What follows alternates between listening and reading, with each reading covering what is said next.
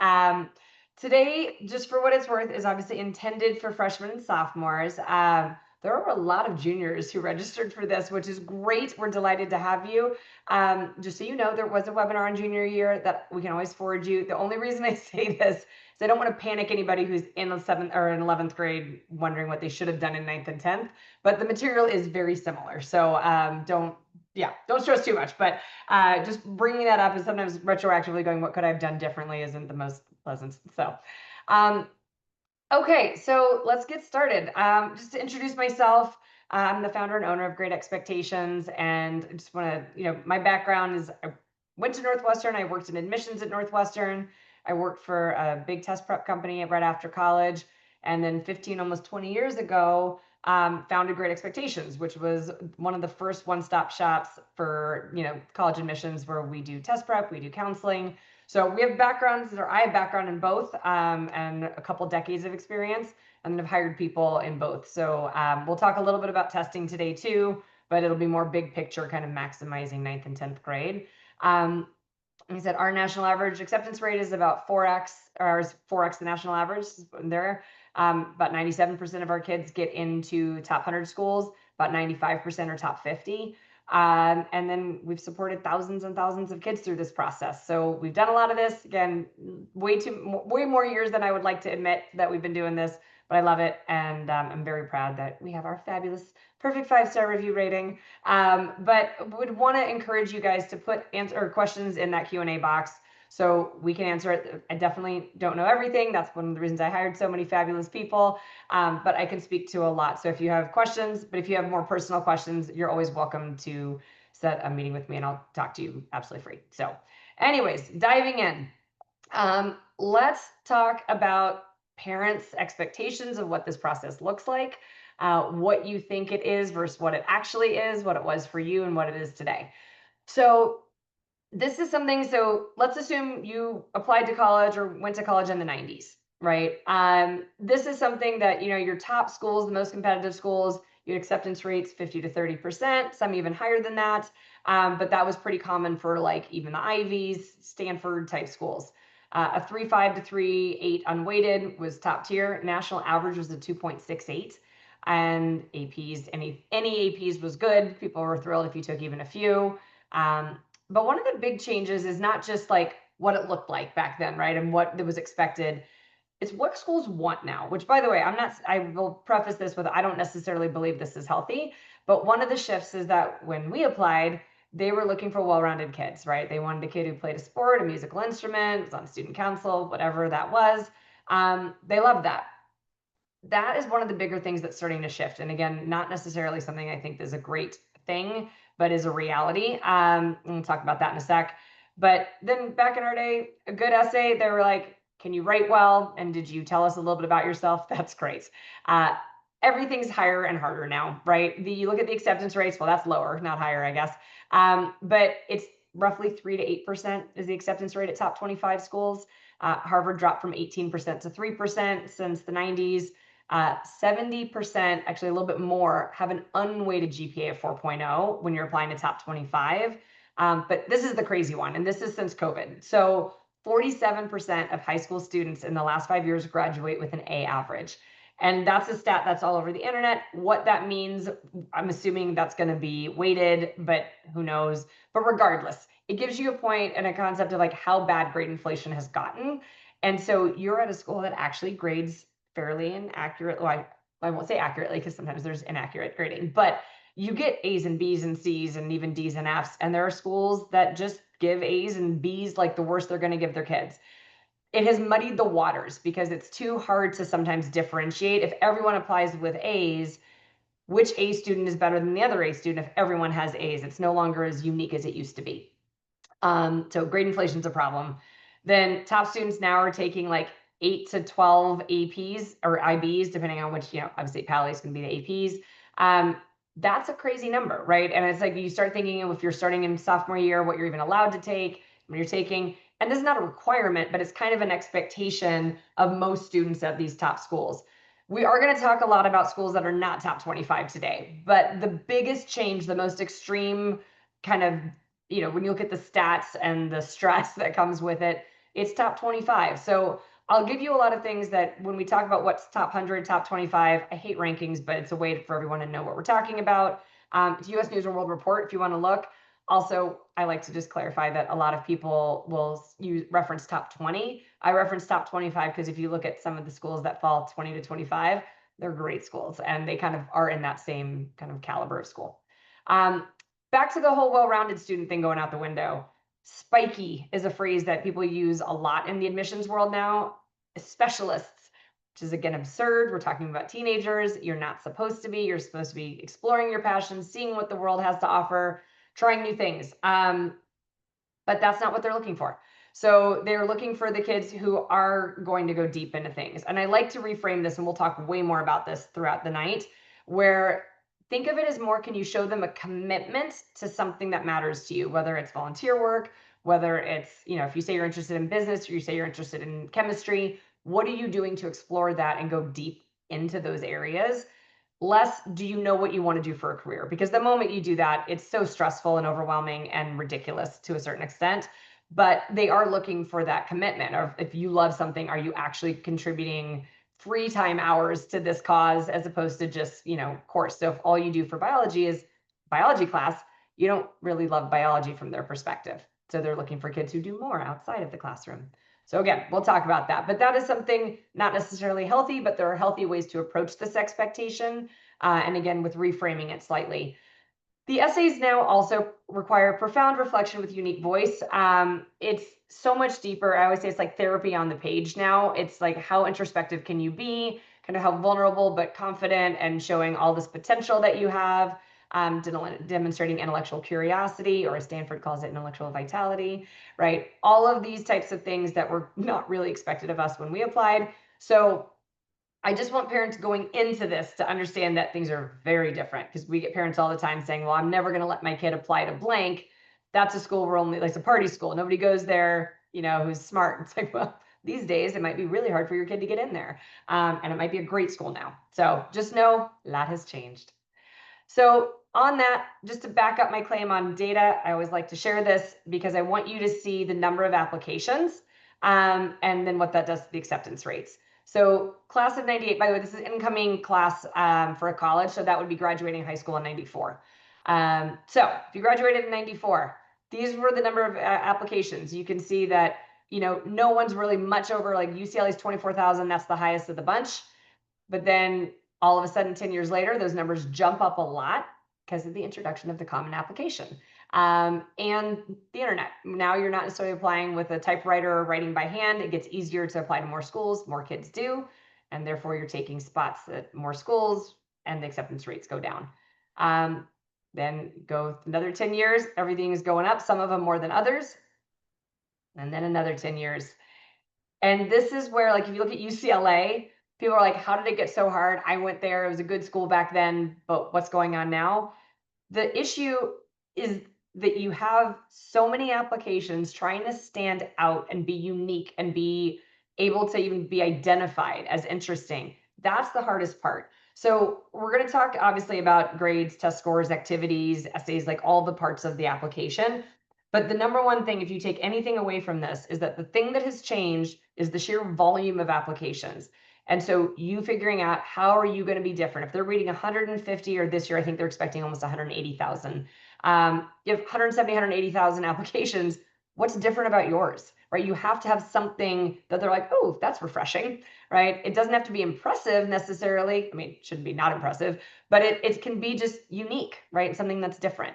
So, and looking at those acceptance rates is terrifying. UChicago is actually one of the biggest changes in the country. It's now, top 10 school, but it was a more regional school, even though it was really good. Not as many people applied. It was very much the Midwest, and people applied, from the Chicago area, surrounding states, maybe at most. And now it's one of the most competitive schools in the country. So the GPA and test scores, this is something, whatever school you're looking at, whether you're looking at a school that wants a perfect 4.0 unweighted or wants a 2.5 unweighted or weighted, every school has a range, right? And every school publishes this information. So if you have a school that says, our average is a 3.6 and a, 1270 on the SAT, great. So if you're kind of in that ballpark, cool, that gets you looked at, right? That's going to be something you'll see on the left that gets your foot in the door. They're now going to look at the rest of your application. I will also tell you there are plenty of schools that are great schools that if you have the GPA, and especially if you have the test scores, you're going to get in. I mean, don't take me literally when I say no matter what you wrote in your essay, but the essay is not going to be read that carefully. There's like University of Oregon is a perfect example. Oregon, great school, but I've had kids who submitted a couple days later, logged back on just to make sure everything had been received. And when they logged into the portal, it's like, congratulations, you've been accepted. It's like, I don't think they read your essays. So there are some where it's like, if you have a certain GPA, you're going to get in. But for top 25, even top 50 schools in particular, they are looking at those to see if you can hack it in the classroom. Then they look at these other things, right? So we're going to talk about all of these. So the first part is like your objective number-based data. Everything else is the subjective, who you are in person, as a person, what drives you. So academic exploration, right? Demonstrating commitment, motivation to, again, biology, finance, whatever it is that you're excited about, how are you pursuing it? So they want students who choose to go deep. They want students who actually love to learn and are excited by the thing they claim. Because if you apply, like I said, as a biology major, but you've done nothing in it in your free time, doesn't look very authentic. It looks like maybe mom and dad want you to be a doctor, but you're not really interested. So they're looking for people who are showing kind of a commitment. It's always worth pointing out you are not declaring majors when you apply. UCs and Cal States, you can get a little more locked in, and that's a different conversation for a different day, but it's a little tougher to change. There are more impacted majors. But most colleges, you have till the end of sophomore year to declare. What really matters is the college or school to which you are applying in the university. So if you are applying to Michigan and you're really excited about their business school at Ross, you have to apply directly to Ross, which means you have to have a business resume and business activities and business interests that show up. If you don't have that, you're not as strong of a candidate for the business school. You would be a better fit potentially in LSA, but then you can't necessarily internally transfer in. So it gets murky and messy, and these are things for when you're older that we can deal with and go a little deeper into those topics. But knowing that if you are going to claim that you like something, and hopefully you actually do, right? And you say, I actually, and by the way, it doesn't have to be your career like we talked about earlier. Maybe you say, I'm going to go into business, but I really love creative writing. Then go deep in creative writing. Like show them enter contests and competitions, do summer programs, work in the literary magazine, find other ways to get involved in something. And when they glance at your course selection and they glance at your activities, they can go, yeah, she really cares about extracurriculars being spent on the things she values. Creative writing. Does that make sense? Community impact. We're going to talk way more about this too. All of this is going to come up multiple times, but kind of giving you a framework of the things we look at. This says what matters to you and what do you do about it, right? So if you say, I want to make the world a better place, how are you doing that? And by the way, I also preface this, it's not normal for kids to do all these things. This is why it is more necessary for those top 25, top 50 schools that are so competitive, because you have to differentiate yourself.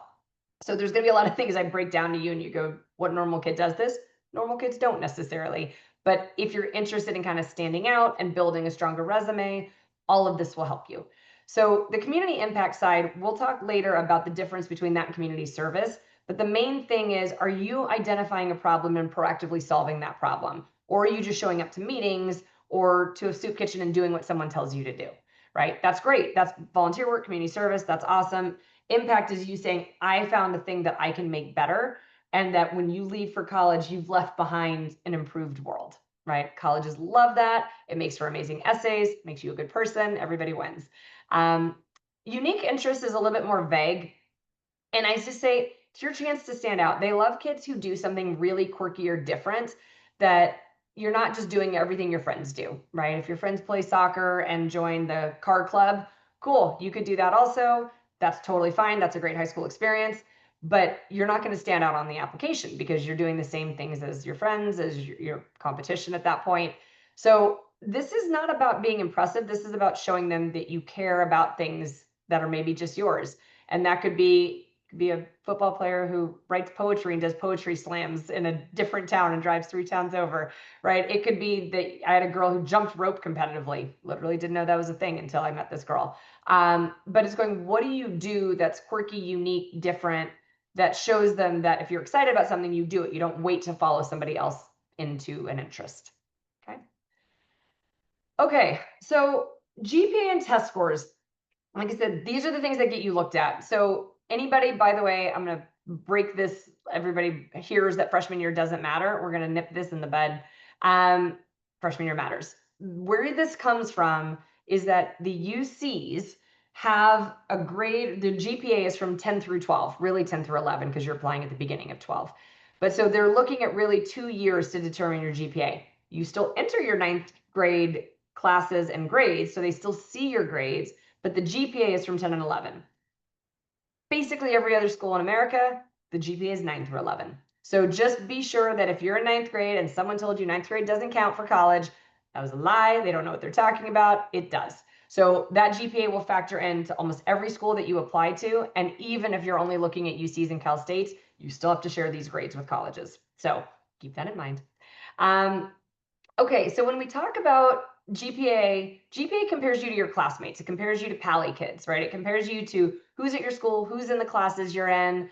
And you'll see, I always love my pie charts, and you have to pick numbers somewhere. So I gave the 34%, I give the whopping extra 1% to GPA, because at the end of the day, not every school cares how rigorous your class is or how competitive you are. They just want to see that you're a good student and doing reasonably well.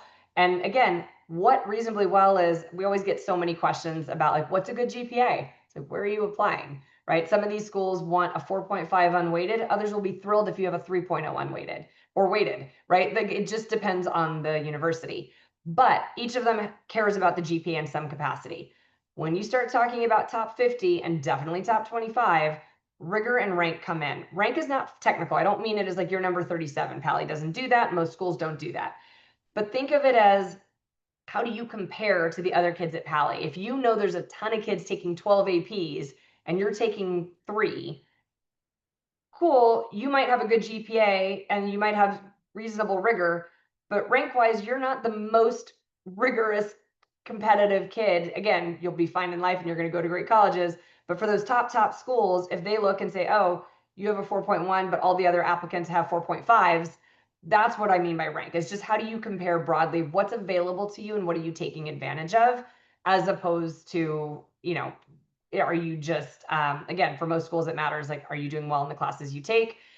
Rigor, again, depending on where you're applying, is going to depend on your interests and your skills. So let's forget top 25, top 50. Let's talk about any other school. Any school wants to see you challenge yourself in an area that you are excited about and or good at, right? So even, let's say you're great at math, but you hate it and you want to be a journalist. If you can do well in math, try taking an honors class or an AP class. Do it if you can do it and do well. Similarly, if you say you want to be a journalist, take AP English, right? Or at least honors English. So the rigor should correlate for any school, if you can handle it and do well, to whatever your interests or talents are. When you start applying to those top 25 or top 50, they just want as much rigor as possible, because it makes them more confident that if you're going to show up to Yale or, you know, Michigan or Vanderbilt's campus, you can actually hack it, and that they're like, ah, they've basically been taking college level classes for years. They're going to be fine here. So rigor, challenge yourself as much as you can, not too much. And that's always a fine line, and every kid's different. So we also always get the question, how many APs should we take? There's not a set number, because you have to figure out what you can take and still do well. One thing I always like to point out is one of the famous questions that comes up all the time in admissions rooms, and like if you do an info session or a tour at a university, is it better to get an A in a regular class or B in an AP class? And if you're looking at those top 25, even top 50, they're going to say an A in an AP class. It's just the reality. They're expecting rigor and A's. Other schools, most schools in America, do not necessarily expect both. Again, they're thrilled if you're getting A's or taking more rigorous classes, and they're thrilled with a B in a rigorous class, because it shows you took a risk and it shows you're trying to challenge yourself. So again, where you're applying determines what is smart for you and where you think you want to head and how competitive you want to be. But if you overshoot and you take too many honors or APs and it kills your GPA, that's worse. That's why there's 1% more for the GPA column, because that at the end of the day is the thing you're trying to protect the most. And whatever that number is for the schools you're applying to. Now, that's again how you compare to Pally. Standardized test scores is how you compare to the country, technically the world, right? So the reason I have SAT, ACT, and AP exams kind of split here is that not everyone takes APs and not everyone should, right? So there's going to be a ton of kids that never touch an AP. That's great. You still have great college options. If you do, don't forget that AP exams are standardized tests. So a lot of kids are like, when I got an A in the class, who cares if I did well on the exam? Colleges care. They want to see, because you could get an A and your teacher could have been, showing up to class hungover and showing you Finding Nemo every day. They don't know if you learned anything. The exam tells them if you learned something, right? So think of the exam as evidence that you actually learned what you were supposed to in your AP. It also goes well if you didn't do so well in the class, but you do well on that final exam. It kind of validates that maybe something just went wrong on one big assignment, or the teacher was out to get you, or just kind of a jerk. Doing well in the AP vindicates that. SAT and ACT, the reason I have that as just a higher chunk of the pie is that, or a bigger chunk of the pie, is that you are going to see more schools that take SAT or ACT or expect it. Because again, APs are not expected at most schools unless you're at the more competitive schools. A lot of schools are going back to SAT, ACT required. We'll talk about that shortly. But knowing that that is how they compare, we talk about 47% of kids having an A average. How do you differentiate? This is how, right? Your AP exams, if you're taking them, your SAT or ACT score, that's how you compare apples to oranges. It's the one thing that can connect them. So that is the value, and that is why more schools are going back to required. Now, AP scores and what those scores mean. So some of you may be very familiar with this. Others, this may be new, and you may not be even in any AP classes yet, which if you're a freshman, obvious, and even sophomore, don't stress, you shouldn't necessarily be. But they're scored 1 to 5. And if you take this, again, nationally standardized test one day in May, if you get a 5, every college in the world is going to be ecstatic. They're going to think that's amazing. It's like getting an A in a freshman course, right? A 4 is just a little bit below that, still really solid, high B, low A. Think of it that way. A 3 is like good. It means you passed the class. You got, again, high C, low B. A 1 or 2, we just kind of pretend didn't happen. We wouldn't list that on an application. We would let them think you were sick that day and never took the test, because a 1 or 2 is basically failing. It's like a D or an F, right? So when you're looking at these, this is also how likely you are to get college credit. So saving money in college, AP exams play a big role in that, because you can kind of test out of things. You don't have to take biology if you got a 5 in AP biology. There are a lot of colleges that will give you credit for not just 5s, but also 4s and even 3s. But it depends on the school. So know that the better you do, the more options you'll have, or even just placement. Maybe you can get further ahead, and then you can free up to take more casual fun classes that you just want to try for kicks. AP scores being strong only helps you. There's no downside whatsoever. So take them seriously, and yeah, understand the value. Okay, so when we talk about testing requirements, again, SAT, ACT is getting more popular. It's coming back from after COVID being, kind of the odd duck out, where it was like you had so many people who couldn't test. And remember, that's where test optional really came from. There were a couple of schools that had it for other reasons.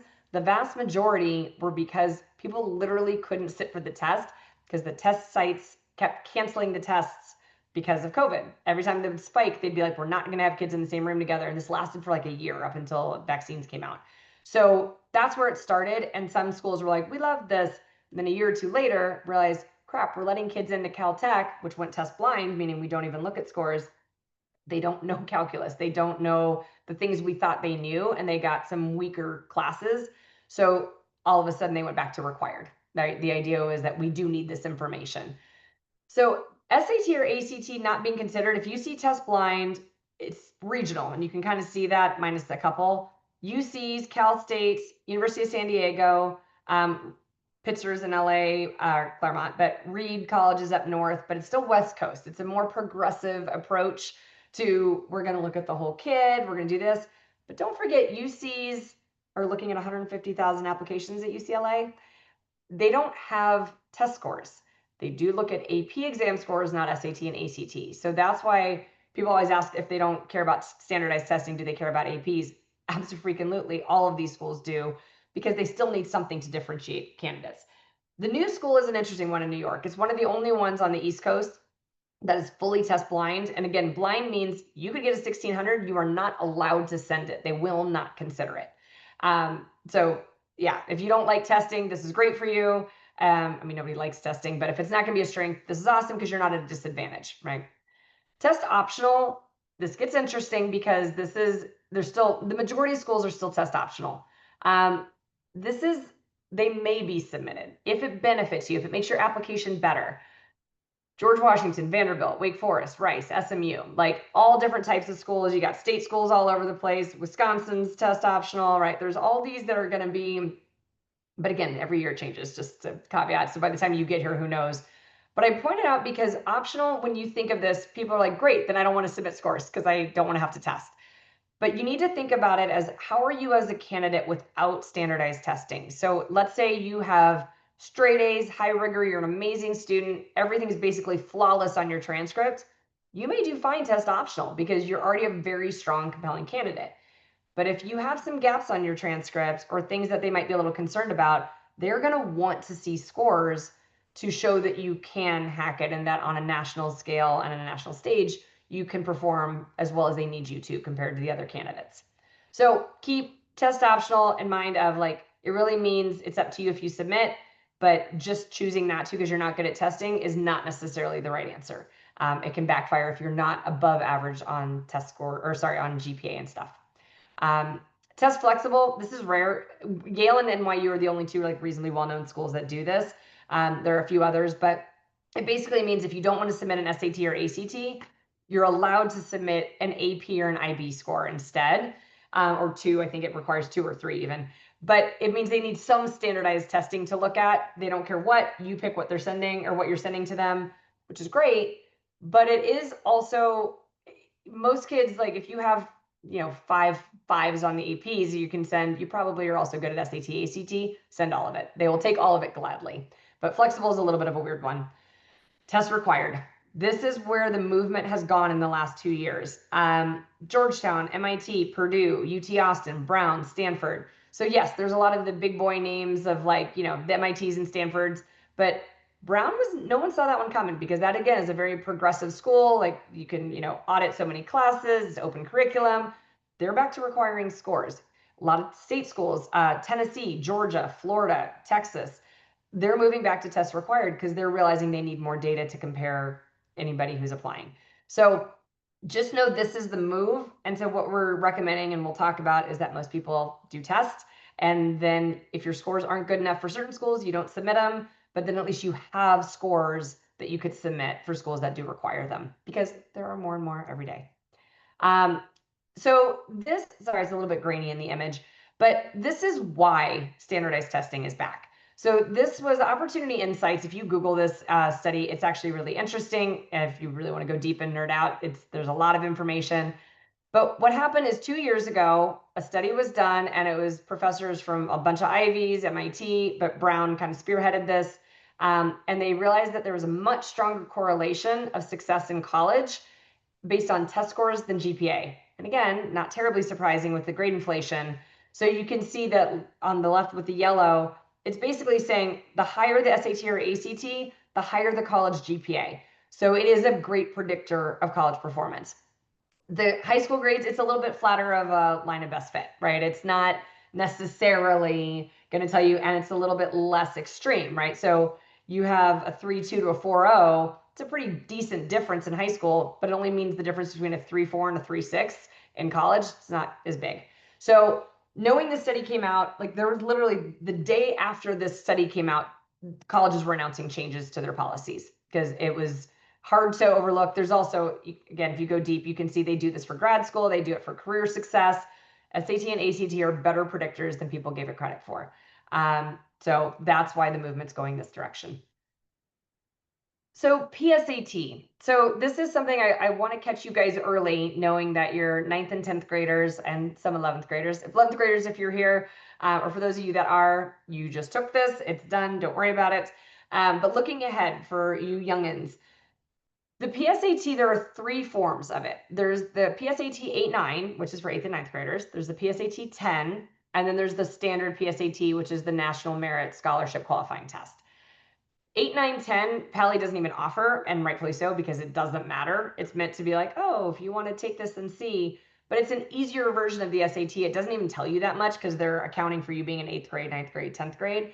So what we generally always say is like, if you want to know how you're going to do in your 9th or 10th grade, take a diagnostic, just take a practice SAT, not an official one, but like just, you can do it in books. We host them for Pally, right? You can do that's a nice fundraiser for PTSA, but just take a practice test. The 8, 9, 10 PSATs are kind of worthless, and just don't worry about them. But the reason I also bring this up is that you have to be a junior to qualify for national merit, which you'll hear about. That's where it's like there's scholarships and recognition and it's such a great thing, but it's for only the top 1 to 3% of test takers.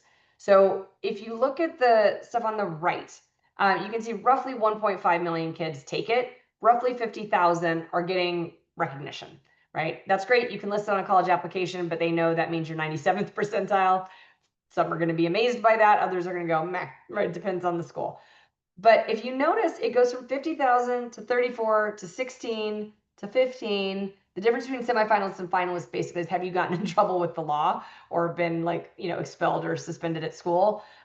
They're just weeding out kids who maybe have some issues on their record, but otherwise semifinalists are generally finalists. And then roughly half of those are winners. But if you start doing that math, that is a very small percentage of people that are getting even semifinalist or finalist recognition. So if you're a top performer, if you're a great test taker, it absolutely can be a good idea to prep for the PSAT junior year. If you are an average to below average test taker, I would not stress about this. You can take it, you can do well, it's great, it helps Pally to have good numbers. But at the end of the day, no one's going to see this. As you can see at the bottom,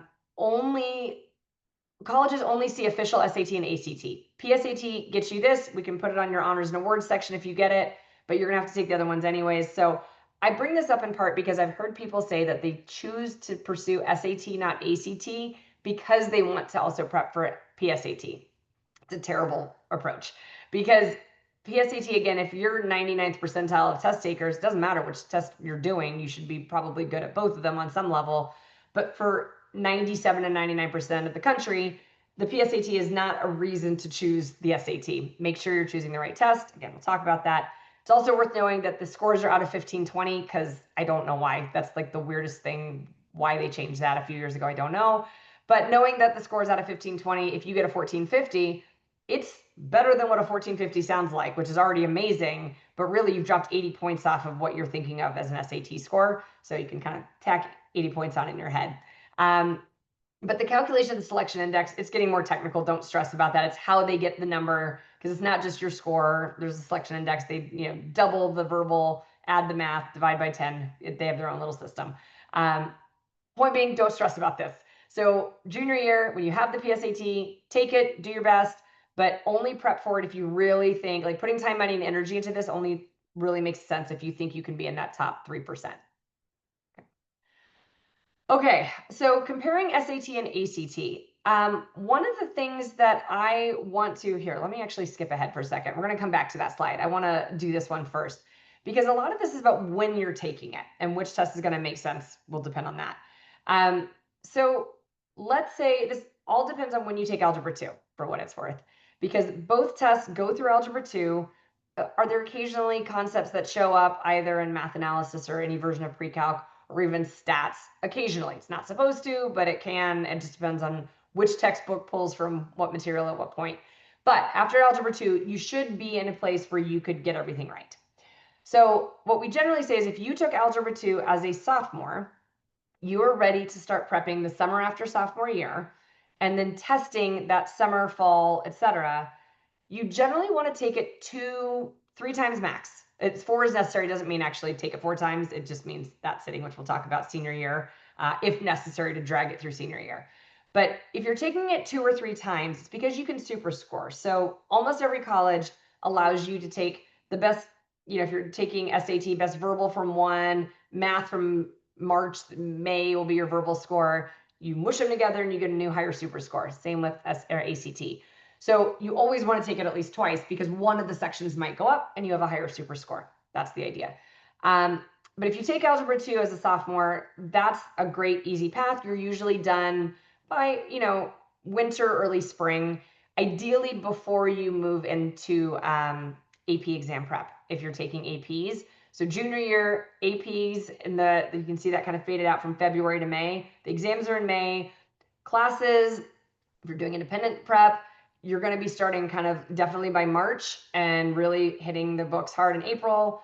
and then taking the exams in May, you don't really want to be testing. April's like the latest. You don't want the May exams, and even June are kind of rough because you have finals then too, right? There's a lot happening. So try to knock it out so that you're done by spring break. That's always the goal if you can. Now, if you take Algebra 2 as a junior, you're going to probably not want to even start prepping until second semester of junior year. While you're continuing to learn Algebra 2, you can relearn all the other math, all the grammar rules of the English language that they test, reading comprehension strategies, et cetera, and then by the end of junior year, you're ready to take your first test, however you want to plan it, right? Whether it's July, whatever, depending on your schedule. But that's the option if you take Algebra 2 as a junior. The one that's senior year, the summer I'm okay with, but if you bleed into September, October, senior year, I want this, again, mental notes, things that are important to take away from this. Plan ahead where you are not testing in the fall of senior year. Because first of all, you're going to be so overwhelmed by those college apps and essays. That's why it's a little bit darker of a colors to highlight. That is so much work. You do not want to be doing this. It's also hard to come up with a college list if we don't know your scores. So making sure that you're kind of bracing for that. But I also want to point out, like, you may not get your scores back in time. This has happened to a lot of kids. If you take the SAT in October or the ACT in October, you have a lot of November 1st deadlines. You even have October 15th deadlines.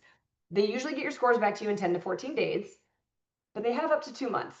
And so if you're banking on even a September test date to hope you get your scores back, you very well may not. And then you're up a creek, right? So just be aware that, like, that is the worst case scenario. Now let's talk about the math geniuses in the group. So let's say you're taking Algebra 2 as a freshman.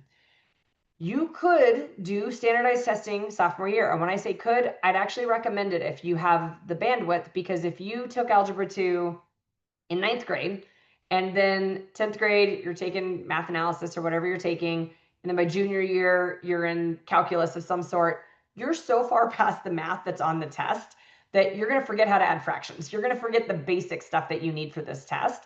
So we oftentimes say, like, look, let's at the beginning of sophomore year, if you took it in 9th grade, do a diagnostic, see where you're at. How are you scoring where you're scoring because you made careless errors, because maybe you actually didn't learn a chunk of math from 8th grade as well as you thought you did? But what's actually holding you back? Because the reality is there's nothing on these tests that you will learn after Algebra 2.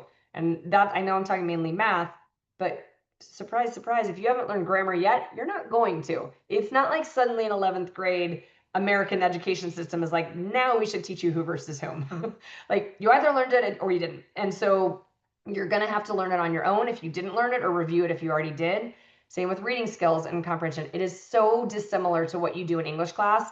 I hear a lot of parents say, well, I think doing another year of English will help.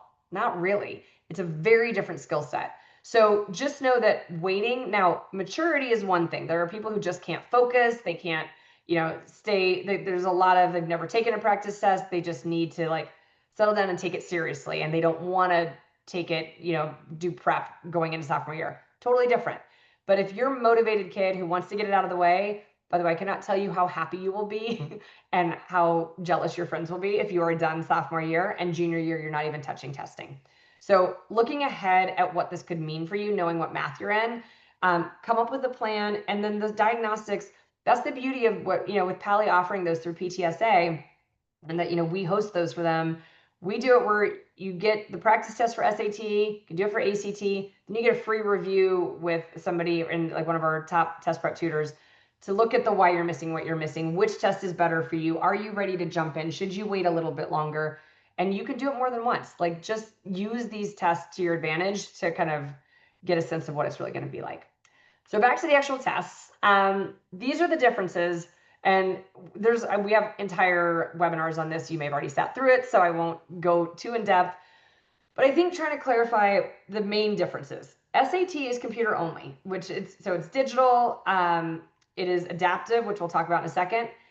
ACT, you get to choose if you want to do the digital version or good old-fashioned paper and pencil, which I think is very helpful, because there are plenty of kids that need that paper and pencil. I mean, I'm old school because I'm old, but I like being able to mark things up, circle things on reading passages. On math, I want to be able to, do my work on the same page where the question is, or if there's a figure, mark up the figure. Yes, can you do this to an extent on the digital version, but it's just more difficult in my mind. But some kids don't care. Some are totally fine with the digital test. So if you're much stronger with paper pencil, it's already a big plus for ACT that they offer it. But if you don't care and you're fine either way, or even if you like digital, SAT is adaptive, which means there's 2 modules. You get module 1 of reading and writing, which is going to be, medium difficulty.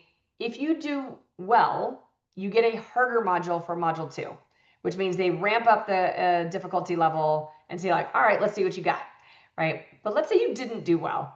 It's basically a participation trophy of them going, we're not going to stress them out. We're going to give them very easy questions, but then they cap your score. If you get module 1 again, or the easy module if you get the easy module for module 2, your score's capped. It doesn't matter if you get a perfect score on that module. It was all the easy questions. Everything's weighted differently for SAT. So I don't love it. I don't love the fact that they do it this way. I think it's also very stressful for kids with test anxiety of knowing a careless error here and there on the first section might cost you even access to the more complicated, difficult, second module. But that's one thing to keep in mind. The other thing is that with ACT just being non-adaptive, meaning 1 through 50 is 1 through 50. They're the same order for everybody. It doesn't change. There's no adaptation based on how you're doing. A big change for ACT recently, like last month in September, the old test was English, math, reading, science. Science is now separate. So English, math, reading create the composite score. Science is a tacked on score if you choose to take it. There are some colleges right now that still want it, but a lot are saying, we don't need science, that's fine. So it just depends, again, as always, on where you're applying. But I would always recommend taking it with science just because you never know who's going to want it. But your composite score is the average of the first 3. That's the thing that matters more.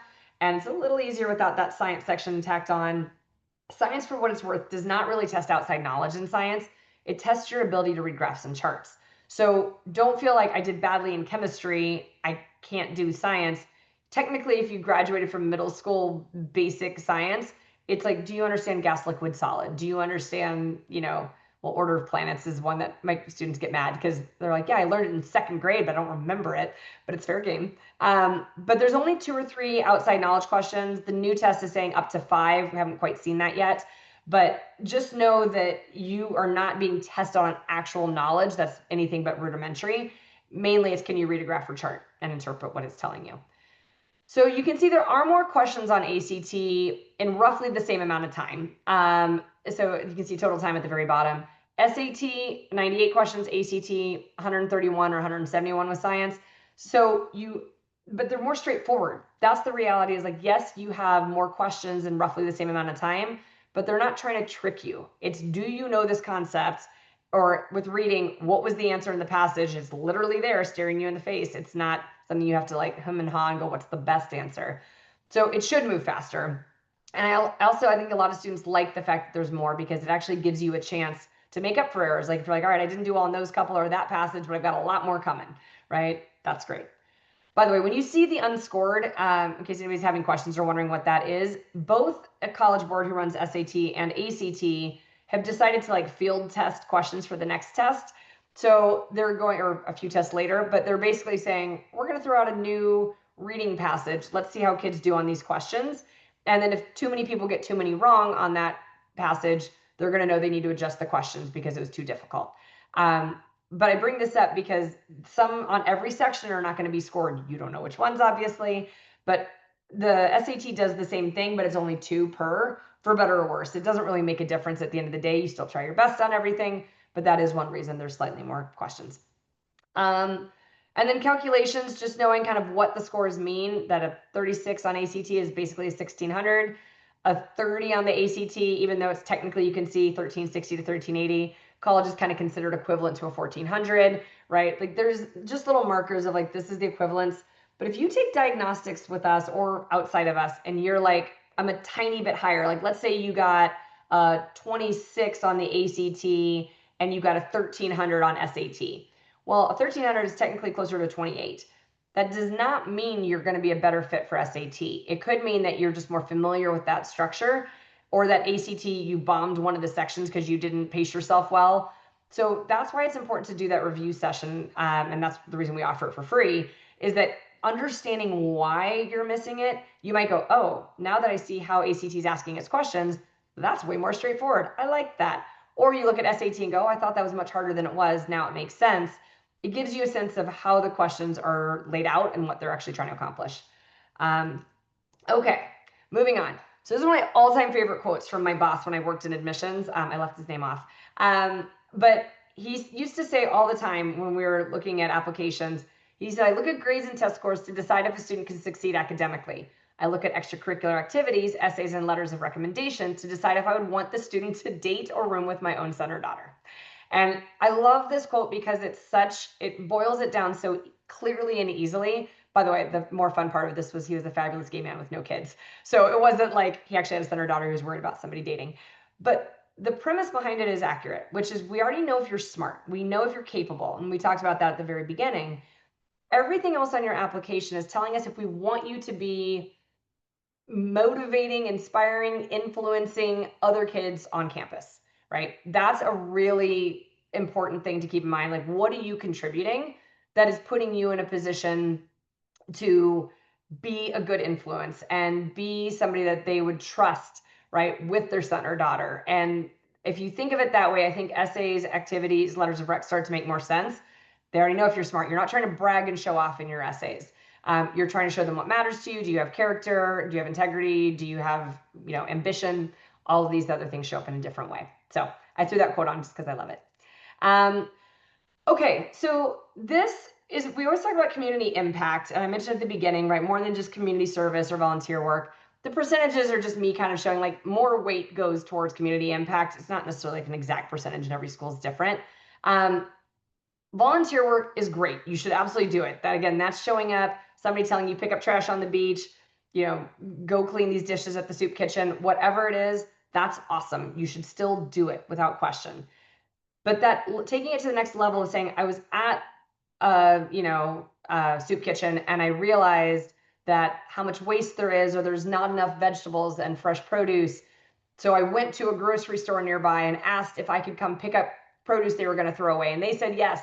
And I picked it up and I brought it to the shelter or to the, soup kitchen. That's impact, right? That's not just I sat there and served soup, right? So these headlines, by the way, it was funny. I got the idea because one of my students, the LA Times one, is actually one of my students. It was awesome. You can Google it. It's a great article. But literally on front page when you go to LA Times that day, it was an article on USC's Coliseum. So one of my students loved history, and he also loved history and mysteries. And he loved like the Hardy Boys, and he read all the old classics and Sherlock Holmes and all these things. And there is a mural in the Coliseum that for literally decades, no one knew who painted it. And they referred to it as the mystery mural. Well, he was bored.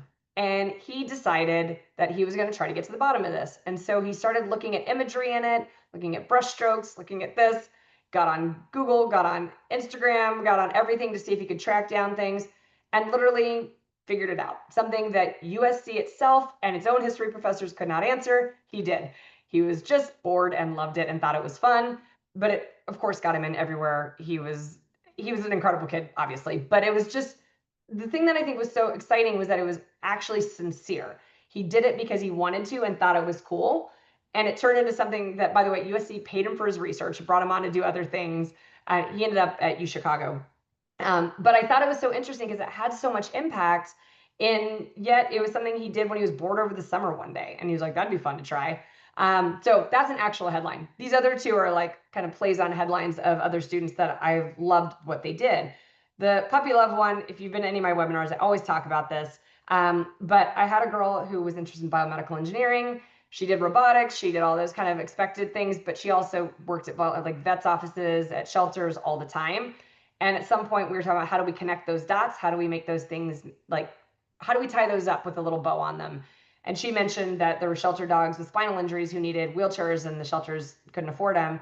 And then the little light bulb went off, right? And so she went back to her robotics team and they ended up 3D printing doggy wheelchairs for all the shelter dogs in Los Angeles. And her school still does this after she graduated years and years ago.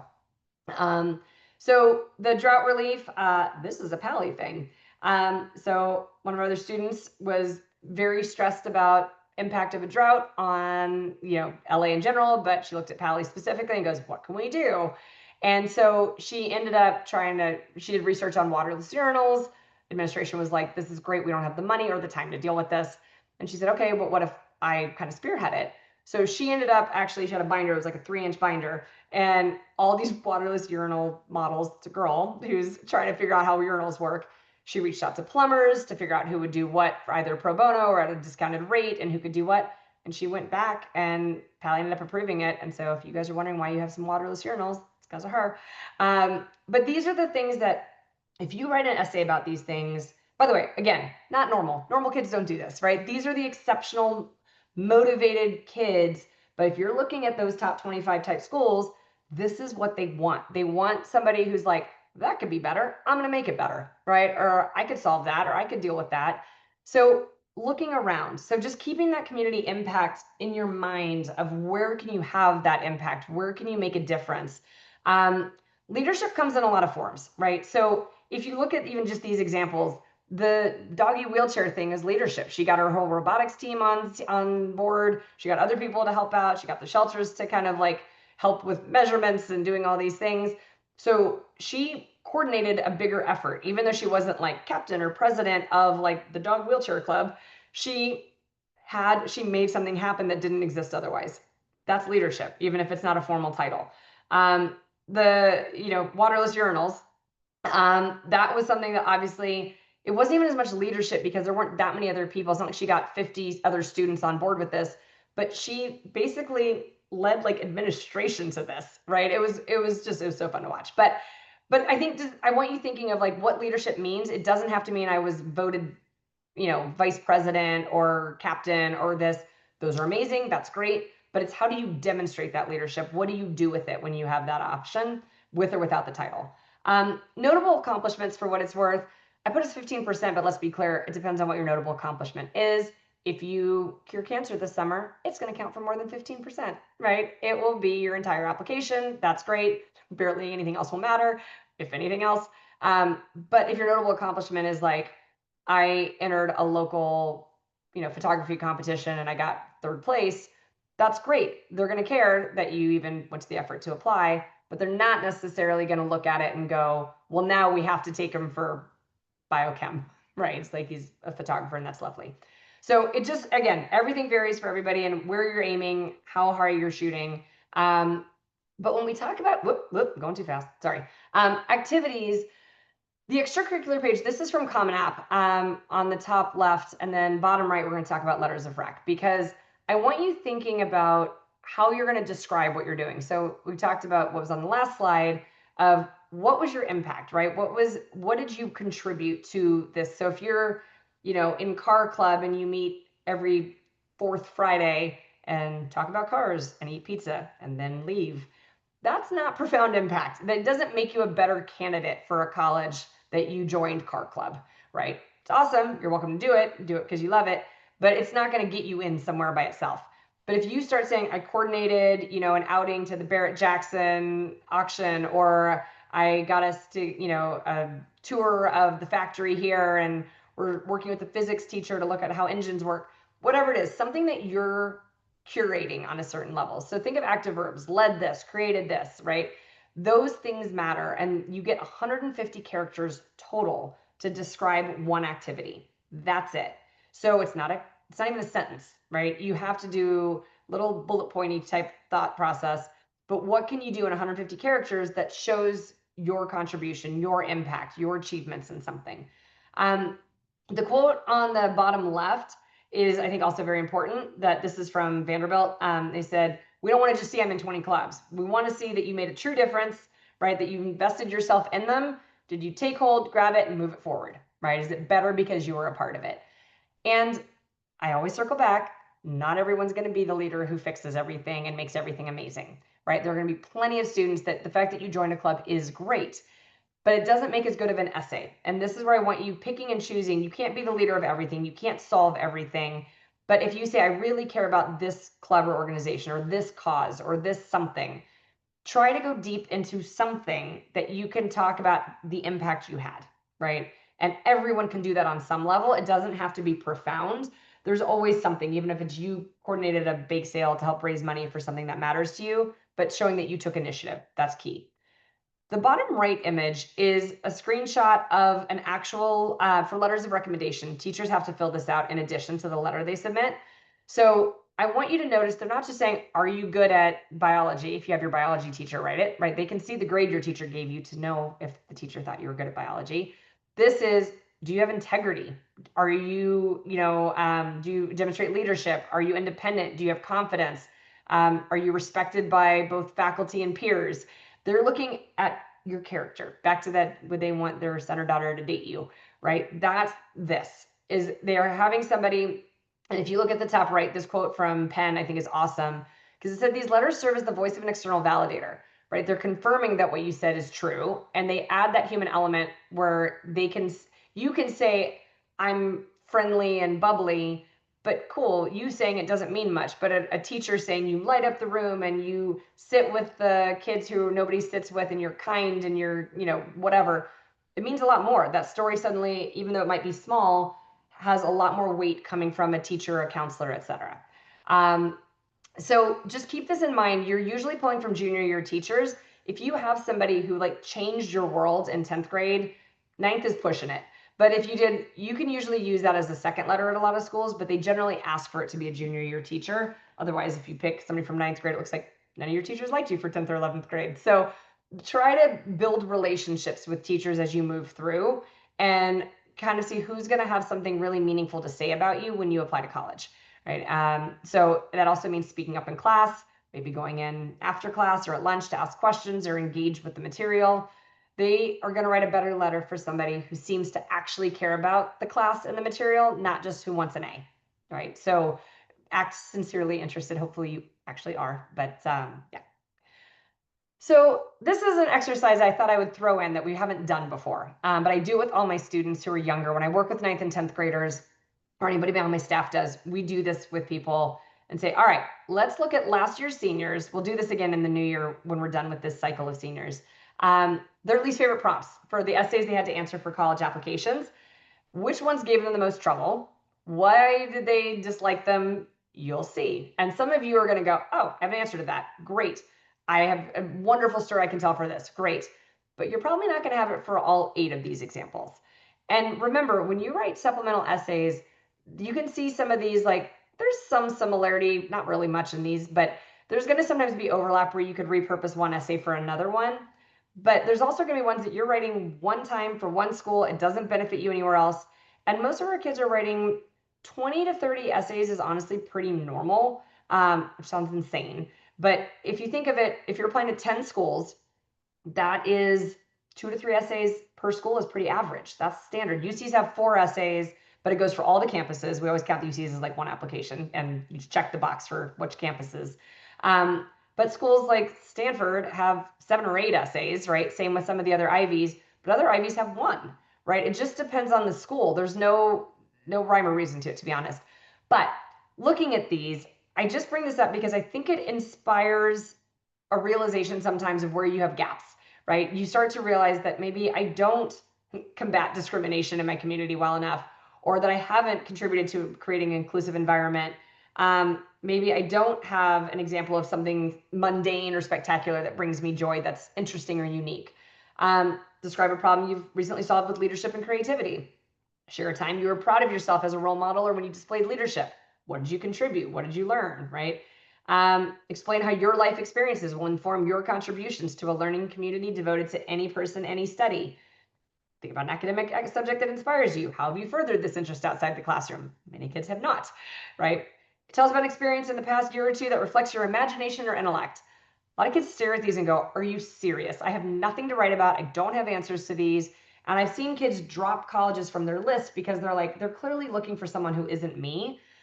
And the bummer is, if you thought about this at your age, right, in 9th or 10th grade, the beauty is that you now have time to go, here's my gaps. I'm not doing enough to fight, discrimination or to explore my interest in, I don't know, quantum physics, right? Pick a thing, go do it, right? Or even if you just care about philosophy or photography, I don't care. Anything you enjoy, go deeper. You're going to have essays that talk about it. And if you haven't done something interesting, you're going to be kind of up a creek and you're not going to have great letters of rec that validate these things, right? So this is just something, like I said, I think when I say it's a fun exercise, it's also terrifying for some people. Others are like, these look easy and awesome. That's great. And then good for you if you're one of those. But just know that, yeah, that's last year's seniors hated these. These were their least favorite. They got to vote. Okay. So what does this all mean for you, right? Like we're talking about as a 9th grader, as a 10th grader, here's what they're looking for when by the time you're a senior, here's what they're going to value. I think it's about what you can do now, right? And 9th and 10th grade, I always like to think is like the top of the funnel, right? When we work with students, we say we're not nailing down who you are, what you care about, what you want to do. We're exploring things. And so just a few thoughts here, which is, this sounds cheesy, but I so mean it.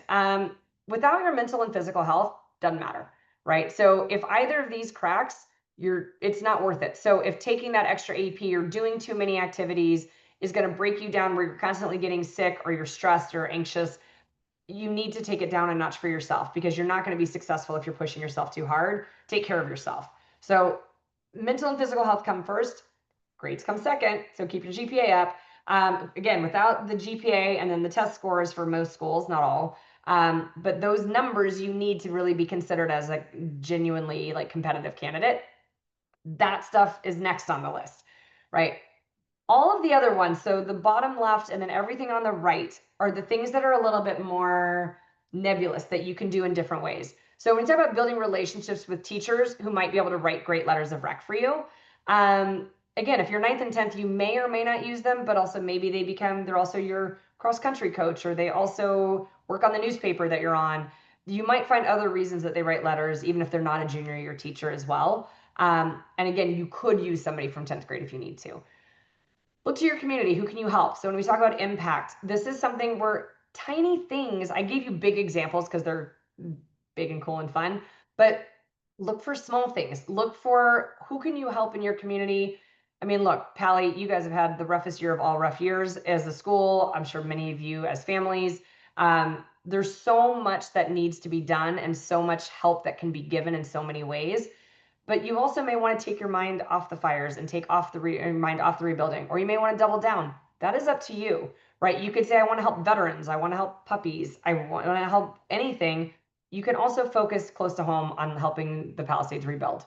All of this is great, right? And there's a million ways to do that in different ways.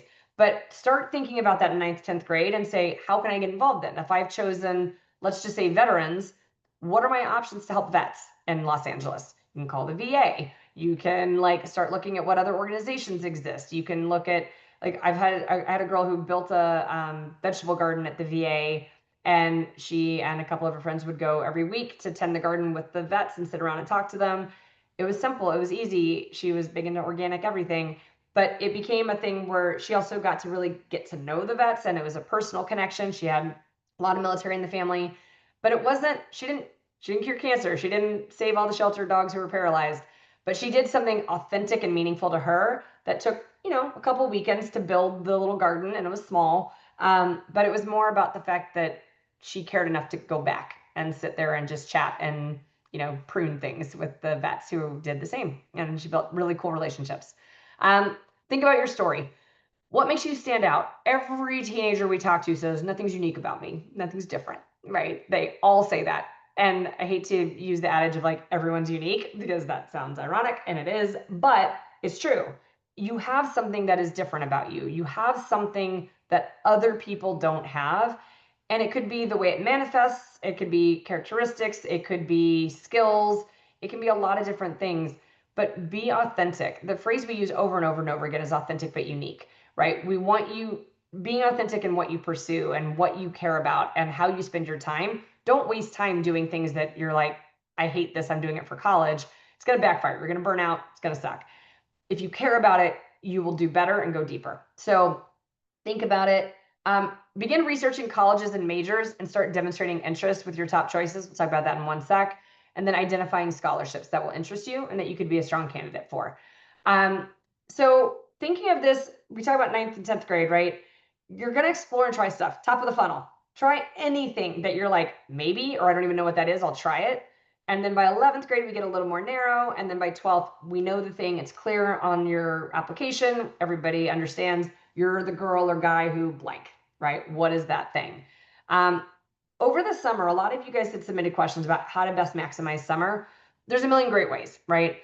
There's collegiate summer programs. Look, these can be expensive. There's also a lot that offer great scholarships, but these can be better than I think people give them credit for, because summer programs can give you, first of all, depth. Like, let's say you're interested in ancient Roman history. There aren't too many opportunities to study that at Pally, right? You got world history and then you're kind of done. But if you went to Brown for 3 weeks over the summer, you could do an ancient Roman history class. And you might get, if you do 3 weeks or more, a lot of them give you actual college credit from Brown. Having a college credit class that you are applying with is a big deal. And it kind of helps differentiate you. It's not just like the 1 or 2 week ones that are for fun, which, by the way, also great if you can afford that. They're still great experiences. I also think they're important because it gives you a chance to understand what it's like to live on that campus. So let's say you thought you really loved Brown, go spend a month there. You're going to come back from it either madly in love or going, don't know, right? Did you love Providence? Did you not? You won't know. A quick day trip with your parents to visit a campus isn't going to answer that question. Living there for a few weeks will. So that's one big benefit to those. College level research, this is also like you can do it at UCLA, USC, Occidental, LMU. There's a lot of ways to reach out to existing research that's going on to see how you can help. You can start your own project and find a mentor. There are programs that actually help with that. So that's an option, especially if you're in STEM. That's a great choice, but it's not the only choice. Internships, there are a lot of internships that are self-made that are interesting. I feel like the ones that are available to kids who are 15 years old, they're not that exciting, and there aren't that many of them, to be honest. So with internships, make your own destiny, right? If there's a brand or a company or a store that you like or a restaurant you like, you could be like, hey, Hillstone, I want to learn how you do things behind the scenes. Or I had a girl who liked a hair care product, and she reached out to them online and basically harassed them when they said, we don't talk to high schoolers. She convinced them to just take a phone call. They loved her enough. They gave her a paid internship, 40-hour a week for the summer instead of a college student. So she made that happen. It didn't exist for high schoolers. It was not something she could actually apply for. So be proactive if you're looking at internships. Paid work, colleges love kids, especially the UCs. But all colleges love kids who bag groceries, scoop ice cream, work at a gas station, things that are more humbling, not necessarily as fun as, working at your favorite retail shop where you get a huge discount and get to buy your favorite shirts. That's different, right? That's good. That's still great. But they really like the stuff that shows work ethic and humility. Summer classes are school, depending on where your grades are, or if you're trying to knock something out, or if you want to get ahead, that's always an option. Obviously, volunteer work, community impact, right? Test prep, college application prep. So after junior year, that summer, you're going to be spending a lot on essays and applications. But test prep, the year you finish Algebra 2, right, that summer is a great time to really start test prep if you haven't already. But just thinking of all these productive ways you can spend your summer. And these are just some of the examples, right? There's plenty of other things you could be doing, but keep those in mind. So when we talk about building a college list, I want you to think about, like, what are we even doing this for, right? Why do you want to go to college? Which sounds silly. And this is, by the way, a very important question, I think, for parents and students to ask each other and talk about, because we see a lot of big disconnects on this, where the parents are like, so you have a good network and you can do this. And the kid's like, football, Greek life, right? Whatever it is. But also sometimes it's that you want to go just be away from home. You want to learn who you are in a different environment. You want to take classes and everything and learn more about the world. That's great. Or do you want to go to medical school and you need to go somewhere that you can get a very strong GPA, you'll be a competitive candidate. Going to the best undergrad, if you're applying for something like law school or med school, not always the best option, because a lot of times you end up with a much lower GPA and your class rank is not great. Where I've had kids from University of Central Florida who've gotten into Yale Law, and you're like, okay, but they were top of their class. They were amazing, right? Going from a really great school and being middle of the road, not as good. So think about what your goal is in college. Are you looking for the best school or the right school? Obviously, all of us will tell you the right school matters more, but to me, the perfect answer is both, right? It's the best school that's a fit for you. And if it's not a fit, you're not going to do well. You're not going to thrive. So, we have moms and dads sometimes trying to pull every string they can to get their kid into some really competitive university. That's great. You're doing what you think is best for your kid. I respect that. I get it. It happens all the time. But the real question is your kid going to thrive when they get there, right? Because I've seen kids get into schools and be miserable because they are just panicked trying to stay afloat and not flunk out. That's not the right school, right? So you need to make sure that you're finding that balance of working the kid, have an amazing 4 years, be challenged, be proud they went, set themselves up for success in whatever the next chapter is, but that it's not just about the, I talk about the rankings, but I have to. But is it about that, or is it about fit and what's going to make them a better human? Also, at this point, I would tell you who's adapting well to AI. And it's too early right now to tell. Every year, every month, it's different. But a lot of these schools, the top schools, are rolling out new programs and new ways to implement it, and are discouraging or encouraging certain majors based on how AI is developing. Look for that, because let's be honest, what we think is a career path today is not necessarily going to be in a few years, let alone 5, 10 years, right? So you want to look at the school that's going to prepare you to think critically. It's going to give you great networking. It's going to give you skills to pivot as things change in the world, which is going to happen a lot over the next decade. I mean, over the next year, but it's going to, it's going to be exponential on the change as we move forward. How comfortable with stress are you? I kind of was talking about that with like, how rigorous of a college experience do you want? And what do you want to do outside the classroom? Parents can sometimes be a little dismissive of this, where they're like, well, we're sending you to college to do well in school and get good grades and go on to whatever else. Absolutely. But again, if you're not happy, you're not going to necessarily you're not going to network great if you don't like anybody there or do any of the same things. So if you're like, I want to go to art museums when I'm not in class, but you're at Ohio State, they're going to football games, right? And vice versa, right? If you want to go to football games and have this big school spirit, and you choose the new school in New York City, you're not getting that experience. So there's happy mediums and there's compromises to be made, and there's schools where maybe you're not getting as much of this one thing as you wanted, but you're getting a little bit, enough to tide you over. Differentiating want to have and need to have is key, I think, in this conversation. But looking at what you actually think college is going to be for you. Research comes in a lot of different forms, but one of the things I always like to point out is the information that colleges share on their website can sometimes tell you a lot about them, but also sometimes it doesn't, because it's just a lazy web guy who didn't post more. But I showed, these are screenshots. So the one on the left is Tulane.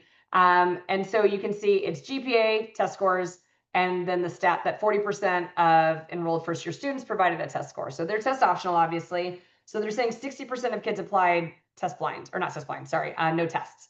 So that's actually helpful information that tells you that if you're panicked about applying test optional and not submitting scores, you're okay, you're in the majority, right? If you saw that same stat and it said 95% of enrolled students submitted test scores, it changes the calculus a little bit on what your strategy might be. Yale, on the other hand, you can take a look at what they think is important to share, right? One of the big ones that I like to point out is at the very bottom, which is high school rank. This is something you see at the most competitive schools. Again, most schools don't rank anymore. It's not a thing that most are doing, so don't worry again about your number. But 97% of the kids that they accept were top 10% of those that do. That means 3%, a whopping 3% are not. Who do you think those 3% are? It's usually athletes, artists, anything that's like a talent-based major, right? So maybe the opera singer or the cello player or the whatever.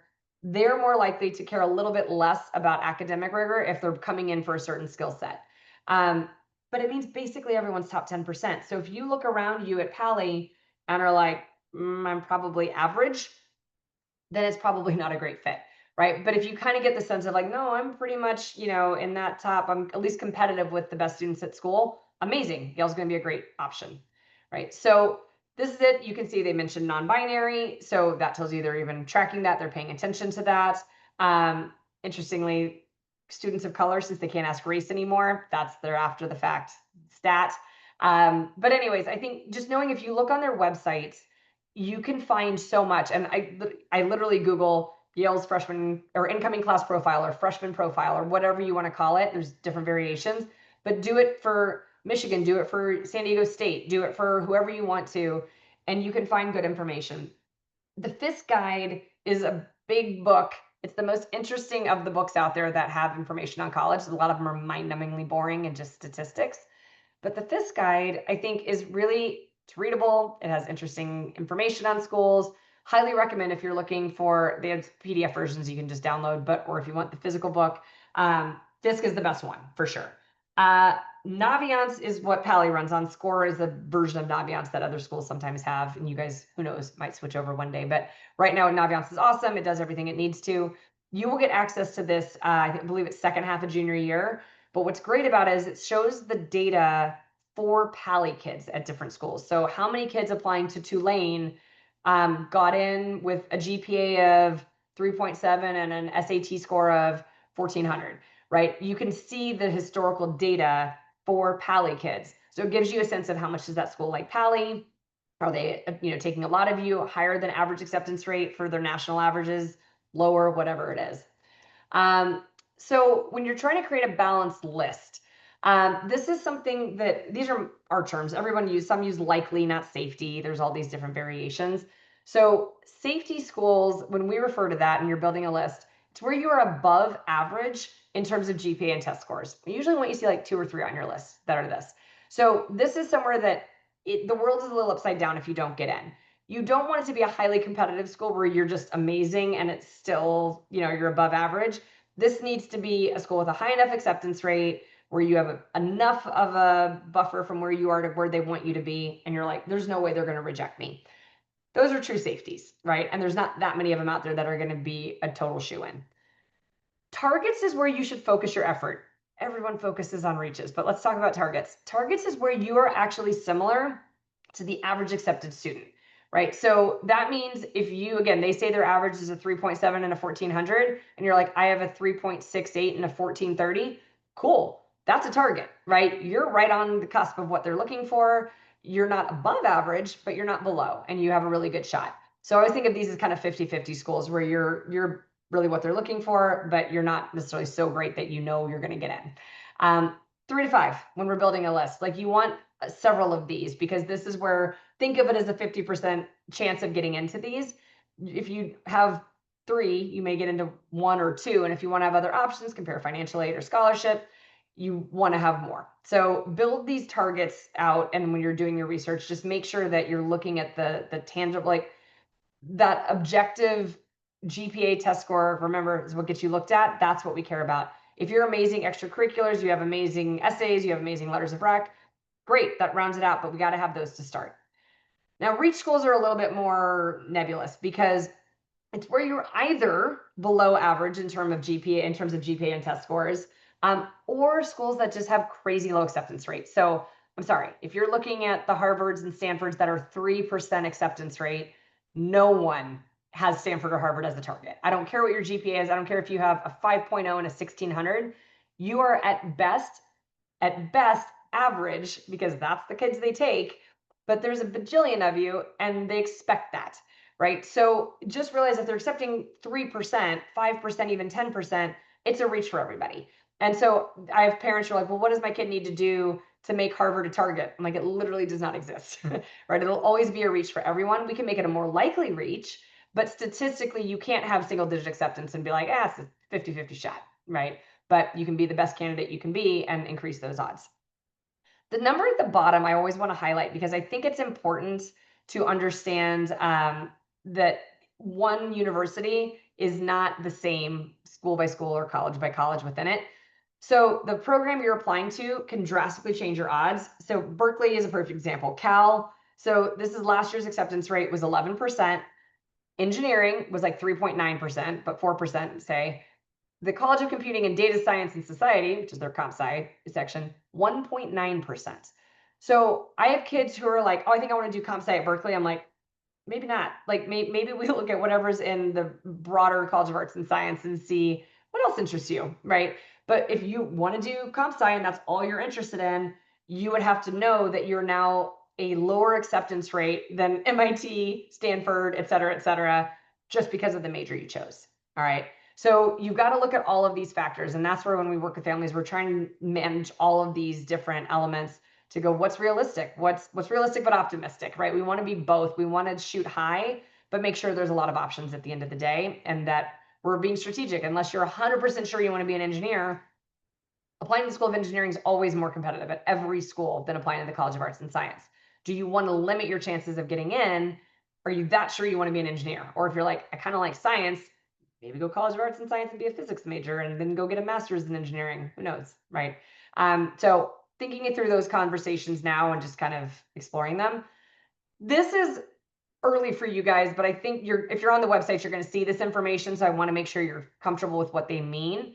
How you apply to each school, we'll get to the EDs. You can only do one for early decision. You can only do one for early decision 2 if you need to. Early action, you can do as many as you want. Like I have a kid right now who has 12 schools on his list. He's got 1 early decision, 10 early actions, and 1 regular decision, which is like the normal one you always think about, usually a January deadline. But early action means that your application is as strong as it's ever going to be. You've got, your straight A or straight B, whatever student you are, it's consistent. You don't expect it to go up or hopefully down in senior year. And you already have test scores that you're proud of and you're done testing and your activities are pretty well-rounded. Applying early action shows strong interest. It shows you're organized, you're on top of things, you're hitting early deadlines. It's a good thing to do for sure. But if you need more time to become a better candidate, you need first semester or senior year to show an uptick in grades. You wouldn't want to do early action, okay? But most kids, if it's available, do choose this if their junior year was strong. Restrictive early action is a hot mess. I hate this. There's more schools that do it than I would like. It's a lot of like Georgetown, Notre Dame, Stanford. Like there's more Ivies now doing it. It's not binding, which means you don't actually get that big of a bump. It doesn't help you as much as it should, where you're not legally bound to go if they accept you, but they don't give you an edge statistically for doing this. It's like Georgetown last year, it was literally 1% harder to get in early action, which was restricted for them, than it was regular decision. It's usually very much the other way around, where it's a much higher acceptance rate early. So if you ever see any kind of early action, they sometimes call it single choice early action. They've called it other things. But just read the fine print. Understand what any school it means by early action, and if there's a restriction, what that is. Early decision, this is the one I want to flag for you guys if you're not familiar with it. Look, in order to do this, you have to be very confident in the choice of school and your financial situation, because you're not going to have a chance to compare financial aid packages or scholarships. You're telling them, you accept me, I'm going to come, right? And they're not going to screw you. Like if you actually warrant financial aid based on your situation, you're going to get it. It's a calculation. They're not going to withhold it because you promised to go regardless. Now, merit scholarships, I've actually seen a lot of kids get more merit scholarships than I would have expected for early decision, because they didn't have to like woo that person to attend. So you'd think they'd maybe lighten up on what they're throwing at them. Depends on the school, right? But you need to go in expecting that you might leave some money on the table. But the acceptance rate for doing the binding option, for doing early decision, is for some schools huge. You look at Tulane, the difference is roughly 60 something percent acceptance rate for early decision. It's roughly 8% for regular decision. All right. And then like the average of that, and they have early action too. They have all the options, but it's one of the biggest differences in the country, I think. Most schools, it's like 2 to 3x. So if you had a school with like a 10% acceptance rate, they're likely 20 to 30% now. So, but ED, if you love a school and you're like, I would go here if they let me in, and you can afford it as a family, this is a wonderful, wonderful option. So if you think any of these schools exist for you, you want to go visit these schools over the coming years. So that's where 9th, 10th, 11th, it's never too early. Make it casual, make it fun. It shouldn't be stressful. It's like window shopping, right? Just go do official tours so they have a record of you being on campus and doing this, because that does help you in admissions. They know you've been there. But go check things out. Go visit family in Philly and go check out some schools. Go to Boston, go wherever. Or just, by the way, drive up or down the coast in California and drive 45 minutes. You've got good schools to go visit. The more you can visit, the more you'll feel confident in whether you're going to early decision somewhere and you actually have the information to back that choice up. Early decision 2 is basically early decision, but 2 months later. So it's usually instead of November 1st, January 1st. And it's the same thing, but round 2, meaning let's say you did early decision to Duke, right? And Duke says, no, thanks. Like, best of luck, Godspeed, go to another school. Vanderbilt was your second choice. Vanderbilt happens to offer early decision 2, which means now you have a second chance to do a binding option and increase those odds, right? It's not quite as good statistically as early decision 1. 2 is a little bit lower, but it's way better than any other option. So looking at your list as you build this list of who even offers early decision 2, by the way, this totally didn't exist when we applied back in the day. But at this point, there's more and more schools every year. It didn't exist until like 5 years ago. It was around COVID that it rolled out. And now more and more schools are picking up on it as an option. So be familiar with these terms and know that, again, early decision is the one that you really want to flag at this point if you're looking at colleges. The other ones don't matter as much, but if they have it, it's more important to potentially visit it and see if it's a contender. So this is all the other ways. There's a million ways that you can make your application stand out, right? We've touched on what we can touch on in a short or somewhat long webinar. Demonstrating interest, we just talked about, like, if you go to the campus, make sure you're doing an official formal tour and info session, but you can follow them on Instagram. You can sign up for their emails. If they come to Pali or they come to the Marriott downtown Los Angeles, if you're on their emails, you should know, go introduce yourself. Demonstrating interest makes them feel like it's like a good relationship, right? They're like, well, if I ask her out, she's probably going to say yes. They want to make sure that if they're going to offer you a spot in their incoming class, that you're actually likely to say yes. If you've never looked at their website, you've never signed up for an email, you've never visited campus or done a virtual tour of their campus online, what are the odds you're excited enough to go? Low. And they're correct about that, right? If you're really excited, you would have done something. So demonstrated interest, you can start now. If you're excited about certain schools, you're like, I know I want to look into Wisconsin or Michigan or Duke, go sign up for their emails, go check them out on stuff and start to build that story of I've been following you for years, right? Athletic recruitment, this obviously depending on what sport, how good you are. I always say, like, if you're the best running back in the country, no one cares if you can read. You're going to go where you want to go, probably, right? But there's other sports where it's like, no, you've got to be a really great academic contributor. Also, certain schools are going to care way more about your athletic or your academic prowess in addition to athletics. So athletic recruitment can move the needle a ton. Sometimes it moves it a little less than you'd expect. Portfolios or auditions. If you are, again, an artist, a musician, a theater kid, a filmmaker, these things can carry a lot of weight because, again, we talk about those talent-based majors. Those can carry you a lot of weight. Your high school reputation relationship. You go to a great school. Pali's great. They've had a lot of success. Last year, they actually crushed it. They had a lot of really, really good acceptances.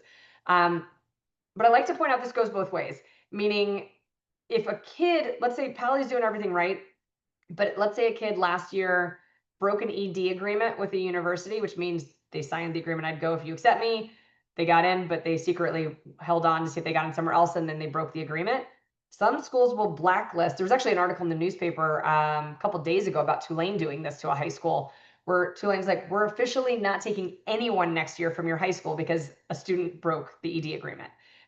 So I point this out because you don't have control over this. So you might have your dream school, but if a kid the year above you screwed something up and ruined that relationship, there's only so much you can do, right? So know that, yes, it always feels personal, but there's so many factors that don't have to do with you being good enough, smart enough, the right fit. You could be perfect for them and they could just be mad at your school or mad at oboe players, whatever it is about you that they don't like. So there's things that are going to be, you just don't have control.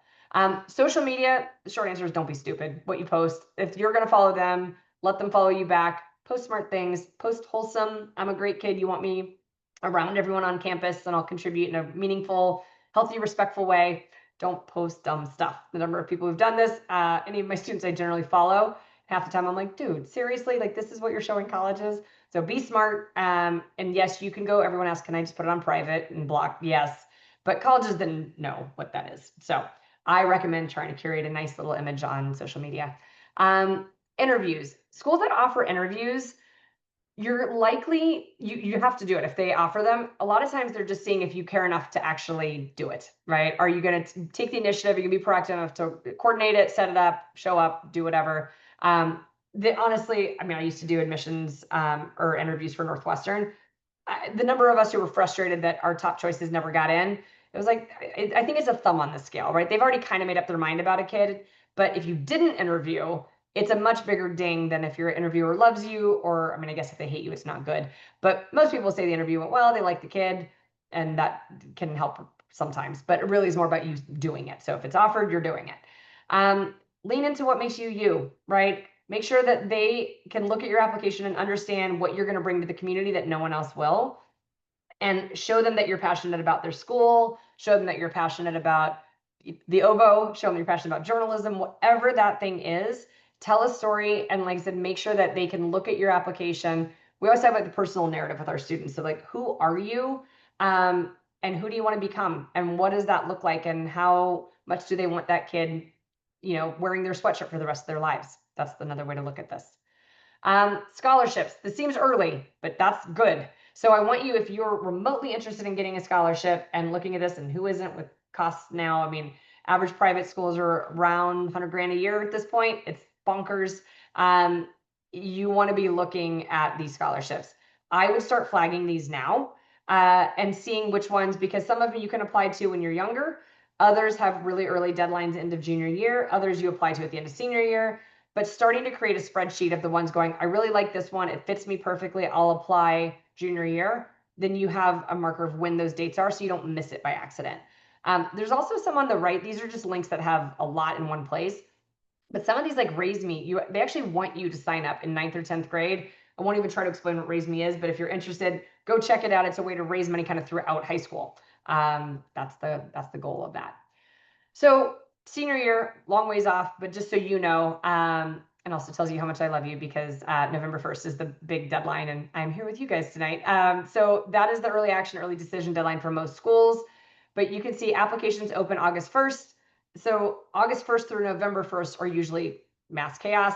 November 1st to December 1st, it gets a little bit better. And then it kind of peters out because you can repurpose essays, you've got other things going, but there's usually a lot due in November. And then you find out where you get into college, usually by April 1st, and then you have to make a decision by May 1st. So that's kind of how your senior year is going to look. You don't need those dates in your head now, but I think it's sometimes just helpful to know what to expect. And that's that. So this is something, you got the QR code if you wanted to meet with me or our director of counseling and just have a chat, talk about whether it's our services, about your journey, and if you have questions about how to be a better applicant. That link is where you can also sign up for the diagnostic SAT or ACT that supports PTSA. 100% of the proceeds go to PTSA.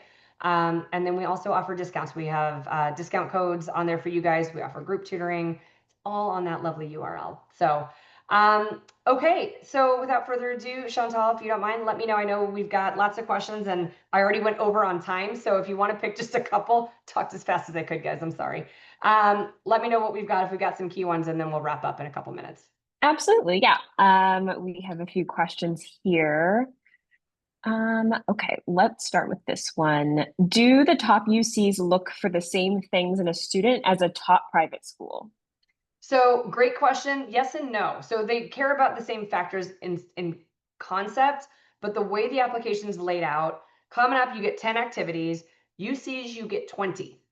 UCs also don't take letters of rec, so they care less about what other people have to say about you, and they have 4 short essays, right? They don't have like the longer supplementals. There's nothing unique to the campuses, but they're expecting more activities. They want, by the way, you don't have to have 20, but they break it into like, have you had paid work? Have you done volunteer work? If you did paid work, how do you use your money? Like, these are questions that are very specific to UCs. So I would say, knowing that they don't look at test scores and they don't look at letters of rec, that other things, yes, they have in common, but there's a lot more weight really on those essays and activities than there is, because there's fewer factors. GPA is, of course, the biggest thing for UCs, and especially Cal State's, because that's basically all they look at. So. Awesome. Okay. I'll ask a couple more. Should I know what my major is right now or before I apply?